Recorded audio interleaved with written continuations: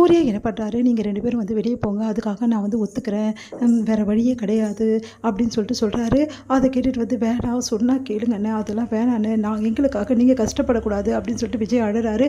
இல்லை விஜய், பொம்பளை பிள்ளை இவ்வளோ நேரம் வந்து நம்ம இங்கே வச்சுருக்கிறது ரொம்ப பெரிய தப்பு, அதனால் நீயும் வந்து பிரபாவும் வெளியே போகிறதுக்கு இதான் ஒரே வழி அப்படின்னு சொல்லிட்டு நான் தாங்க எல்லாத்தையும் செஞ்சேன், இது அவங்களுக்கு தெரியாது அப்படின்னு சொல்லிட்டு சூர்யா வந்து ஒத்துக்கிறாரு ஸ்டேஷனில்.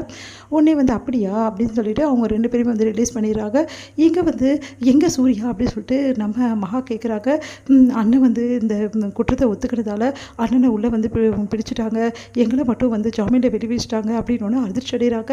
நீங்கள் என்ன சொல்கிறீங்க, பாவம் சூர்யா அவர் என்ன பண்ணார், அதுதான் எங்களுக்காக தான் அவர் இப்படி பண்ணார் அப்படின்னு சொல்லிட்டு அழறாங்க.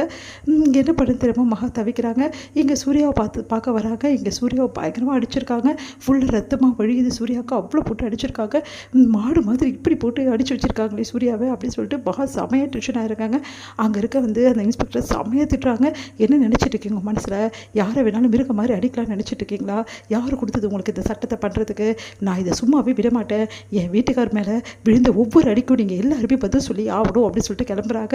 இங்கே வக்கீல் வந்து சொல்கிறாரு, சூர்யாவுக்கு எதிராக தான் எல்லாமே இருக்குது, அவரே ஒரு ஒத்துங்கினதால அவரை வெளியவே கொண்டு வர முடியாது, ஆனால் வலுவான சாட்சி இருந்தால் கண்டிப்பாக அந்த கேஸை உடைக்கலாம் அப்படின்னு சொல்கிறாரு.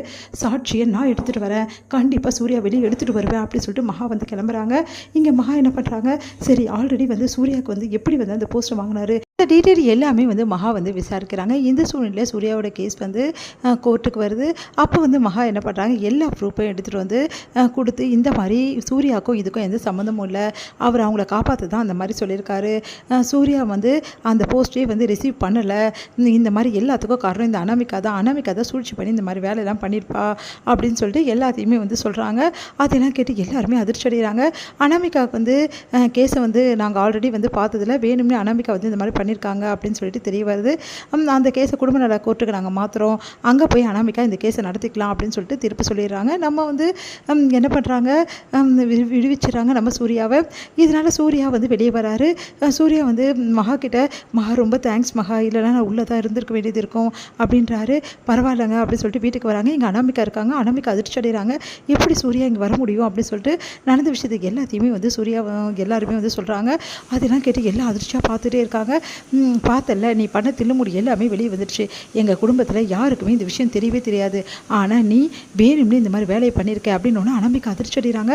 நம்ம இந்த வேலையை பண்ணலை, அப்போ யார் இந்த வேலையை பண்ணியிருப்பா, கண்டிப்பாக வந்து இவங்க தான் பண்ணியிருப்பாங்க, அப்போவே நினச்சேன் இவங்க ஏதோ தான் விளையாடிருக்காங்கன்னு சொல்லிட்டு, என் வாழ்க்கையிலே விளையாடுறீங்களா நீங்கள் அப்படின்னு சொல்லிட்டு டென்ஷன் ஆகிடுறாங்க. உடனே வந்து யோசிக்கிறாங்க, இந்த சித்ரா வந்து பண்ண வேலையில் இவங்க எல்லாருமே பண்ணாங்கன்னு நினச்சிட்டேன், அந்த சித்ரா தான் என்கிட்ட இந்த மாதிரி விளையாடிருக்காங்க அப்படின்னு சொல்லிட்டு யோசனை பண்ணிவிட்டு உடனே பார்க்குறாங்க. இங்கே பாரு அனாமிகா, மரியாதை இந்த வீட்டை விட்டு வெளியே போயிடு, அவ்வளோதான் உனக்கு மரியாதை, நாங்கள் எப்படிப்பட்டவங்கன்னு சொல்லிட்டு கோர்ட்டில் நிரூபித்தாச்சு, இதுக்கப்புறம் உன்னோட கேஸை குடும்ப நல கோர்ட்டுக்கு மாற்றிட்டாங்க, அதனால் அங்கே போயிட்டு நீ என்ன வேணாலும் பார்த்துக்கோ, ஆனால் இந்த வீட்டில் உனக்கு இடம் கிடையாது, மரியாதை வீட்டை விட்டு வெளியே போடி அப்படின்றாங்க. நம்ம ஐஸ்வர்யா அதுக்கிட்ட அனாமிகா செம்ம டென்ஷன் ஆகிறாங்க.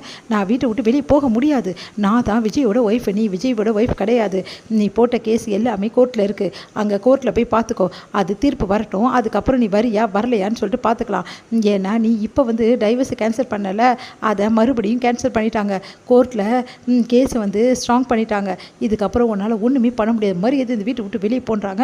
பார்த்து அனாமிகா செம்மையாக டென்ஷன் ஆகிறாங்க. பார்த்து அப்படியே வந்து செம்ம கோமாவது அனாமிகா. வேறு வழி இல்லாமல் அனாமிகா உங்கள் எல்லாரையும் பார்த்துக்கிறேன் அப்படின்னு சொல்லிட்டு அங்கேருந்து கிளம்புறாங்க. மகா வந்து அப்படியே பிரபா வந்து கட்டி பிடிச்சிட்டு அழறாங்க. அக்கா அப்படின்னு சொல்லிட்டு, அழாத பிரபா எல்லாம் சரியாயிடும்னு சொல்கிறாங்க.